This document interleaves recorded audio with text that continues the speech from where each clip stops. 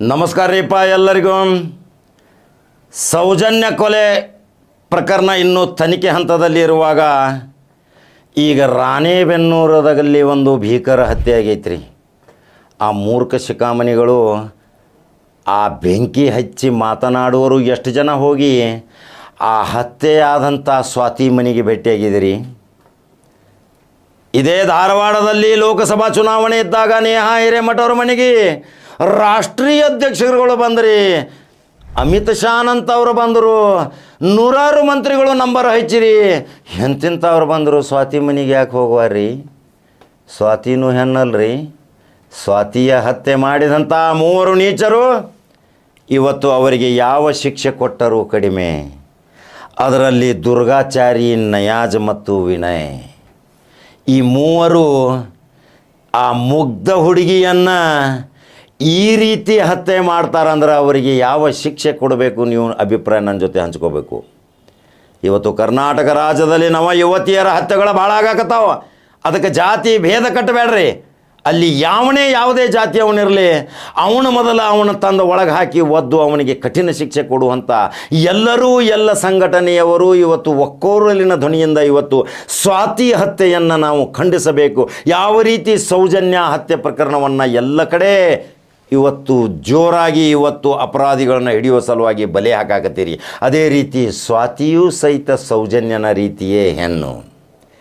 ಎಷ್ಟೋ ಅನೇಕ ಈ ಮತಾಂಧರು ಕೆಲವು ಹೆಣ್ಣು ಮಕ್ಕಳನ್ನು ಕತ್ತರಿಸಿ ಫ್ರಿಜ್ನಲ್ಲಿ ಇಟ್ಟರು. ಆ ಕಳ್ಳನ ಮಕ್ಕಳು ಅಂಥವರು ಸಹಿತ ಈಗ ಜೈಲಿನಾಗ ಕೊಳೆಯಾಕತ್ತಾರ. ಅವರಿಗೆ ಯಾವ ಜಾತಿ ರೀ? ಕೊಲೆಗಾರಗೆ ಯಾವುದು ಜಾತಿ ಐತಿ? ಕೊಲೆಗಾರನಿಗೆ ಮತ್ತು ಈ ಕಾಮುಕನಿಗೆ ಜಾತಿ ಇಲ್ಲ. ಹಣದ ವ್ಯವಹಾರ ಮಾಡುವ ಸಲುವಾಗಿ ಯಾವುದೇ ಜಾತಿ ಇಲ್ಲ ಅಂತ ನಾನು ಅನೇಕ ಬಾರಿ ವಿಡಿಯೋ ಮುಖಾಂತರ ಹೇಳಿದ್ದೀನಿ. ಆದರೂ ಹಾವೇರಿಯಲ್ಲಿ ನಡೆದಂಥ ಈ ಸ್ವಾತಿಯ ಈ ಹತ್ಯೆ ಇದು ನಿಜಕ್ಕೂ ಮುಗ್ಧ ಸಮಾಜ ಮತ್ತು ಒಳ್ಳೆಯ ಸಮಾಜಕ್ಕೆ ತಲೆ ತಗ್ಗಿಸುವಂಥ ಕೆಲಸ. ಆ ಮಾಡಿದಂಥ ಆ ಮೂರ್ಖರಿಗೆ ಇವತ್ತು ಕಠಿಣ ಶಿಕ್ಷೆ ಆಗಬೇಕಲ್ರಿ. ಈ ಕಡೆ ಸೌಜನ್ಯ ಬಗ್ಗೆ ಧ್ವನಿ ಎತ್ತವರು ಸಹಿತ ಸ್ವಾತಿ ಬಗ್ಗೆ ಧ್ವನಿ ಎತ್ತಬೇಕು.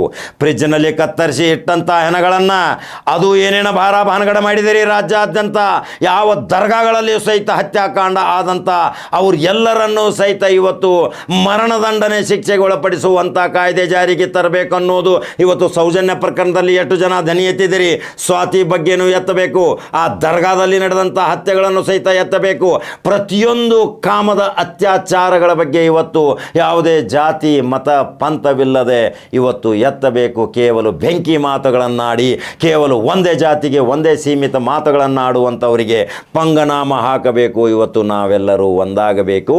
ಇಂಥ ಘಟನೆಗಳು ನಡೆದಾಗ ಎಲ್ಲರೂ ಕೂಡಿ ಅದನ್ನು ಬಹಿಷ್ಕರಿಸಿ ಇವತ್ತು ಆ ಮಾಡಿದಂಥ ಕೃತ್ಯ ವ್ಯಕ್ತಿಗೆ ಇವತ್ತು ಕಠಿಣ ಶಿಕ್ಷೆ ಆಗುವ ಸಲುವಾಗಿ ರಾಜ್ಯಾದ್ಯಂತ ಇವತ್ತು ಎಲ್ಲರೂ ಬರಬೇಕಲ್ರಿ. ಯೂಟ್ಯೂಬರ್ಗಳು ಸೌಜನ್ಯ ಬಗ್ಗೆ ಯೂಟ್ಯೂಬರ್ಗಳು ಭಾಳ ಬಂದ್ರಿ, ಸ್ವಾತಿ ಬಗ್ಗೆನೂ ಬರಬೇಕು.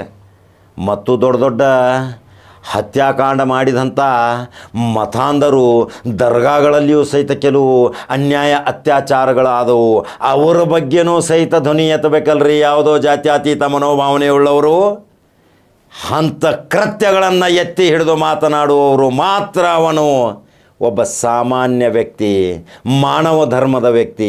ಅವನಿಗೆ ಜಾತಿ ಇರುವುದಿಲ್ಲ. ಕೇವಲ ಒಂದೇ ಪಂಗಡದ ವೈಭವೀಕರಣ ಮಾಡ್ಕೋತ ಹೋದ್ರೆ ಅದು ಆಗಲಾರದ ಮಾತು. ಇದು ಕೆಲವು ಮಾಧ್ಯಮಗಳು ಸಹಿತ ಇವತ್ತು ಬಿತ್ತರಿಸೋದು ಬಂದ್ ಮಾಡ್ಯಾರ. ಯಾಕಂದ್ರೆ ಅವರು ಪ್ಯಾಕೇಜ್ದಾಗ ಹೋಗ್ಯಾರ್ರಿ.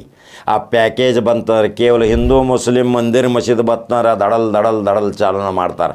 ಹೀಗಾಗಿ ಇವತ್ತು ಮಾಧ್ಯಮದ ಸಹಿತ ಅವಮಾನ ಆಗೈತಿ. ಅದು ತನ್ನ ಕಳಪೆ ರೀತಿಯನ್ನು ಅವರು ದೂರಾಗಿ ಬಿಟ್ಟಾರ ಜನರಿಂದ. ಅವರನ್ನು ನೋಡಾಕ ಸಹಿತ ಇವತ್ತು ಮನಸ್ಸು ಬರವಾತು. ಆದರೂ ಸ್ವಾತಿ ಹಾವೇರಿಯಲ್ಲಿ ನಡೆದಂಥ ಘಟನೆ ಇವತ್ತು ರಾಜ್ಯದ ಮಹಾಜನತೆ ಇವತ್ತು ಸಂಘ ಸಂಸ್ಥೆಯವರು ಕಠಿಣ ಎಲ್ಲರೂ ಕ್ರಮ ತೆಗೆದುಕೊಳ್ಳುವಂತೆ ಒತ್ತಡ ಮಾಡಬೇಕು. ಇದು ಖಡಕ ಜವಾರಿ ಕಾಕನ ಸಂದೇಶ. ಅವನು ಯಾವುದೇ ಜಾತಿಯವನಿರಲಿ, ಇಲ್ಲಿ ಜಾತಿ ನೋಡಬೇಡ್ರಿ. ಅವನಿಗೆ ಶಿಕ್ಷೆ ಕೊಡುವಂಥ ಸಾಕ್ಷ್ಯಾಧಾರಗಳನ್ನು ತಂದು ಒಪ್ಪಿಸಿ ಅವರಿಗೆ ಕಠಿಣ ಶಿಕ್ಷೆ ಆಗಬೇಕು. ಇಂಥ ಘಟನೆ ಮತ್ತೊಬ್ಬ ಮಾಡಬಾರದು. ಇಂಥ ಅತ್ಯಾಚಾರಿ ಘಟನೆಗಳನ್ನು ಮಾಡಿದವರಿಗೆ ಅವರಿಗೆ ಬಹಿಷ್ಕಾರ ಹಾಕಬೇಕು ಅನ್ನೋದೇ ಖಡಕ ಜವಾರಿ ಕಾಕನ ಒಂದು ವಿನಂತಿ. ಹಾಗಾದರೆ ಕರ್ನಾಟಕ ರಾಜ್ಯದ ಮಹಾಜನತೆ ಇವತ್ತು ಯಾವ್ಯಾವ ರೀತಿಯಲ್ಲಿ ಯಾವ್ಯಾವ ಜಾತಿಗಳಲ್ಲಿ ಯಾವ್ಯಾವ ಧರ್ಮದ ಹೆಣ್ಣು ಮಕ್ಕಳು ಇವತ್ತು ಕೊಲೆಗಳಾದರು. ಎಷ್ಟೋ ವಿದ್ಯಾವಂತ ಯುವತಿಯರನ್ನು ಕೊಲೆ ಕೃತ್ಯಗಳನ್ನು ಮಾಡಿದರು, ಅತ್ಯಾಚಾರಗಳನ್ನು ಮಾಡಿದರು. ಅವರ ಬಗ್ಗೆ ನೀವೇನಂತೀರಿ? ನನ್ನ ಅನಿಸಿಕೆ ಬಾಕ್ಸ್ನಲ್ಲಿ ನೀವು ಹಂಚ್ಕೋರಿ. ಯೂಟ್ಯೂಬ್ದಾಗ ನಂಬರ್ 1 ನ್ಯೂಸ್ ಕನ್ನಡ ಬಟನ್ ಹೊಡೀರಿ. ಮತ್ತೊಂದು ಖಡಕ ಜವಾರಿ ಸುದ್ದಿಯೋಂಗೆ ಬರ್ತೀನಿ. ನಮಸ್ಕಾರ.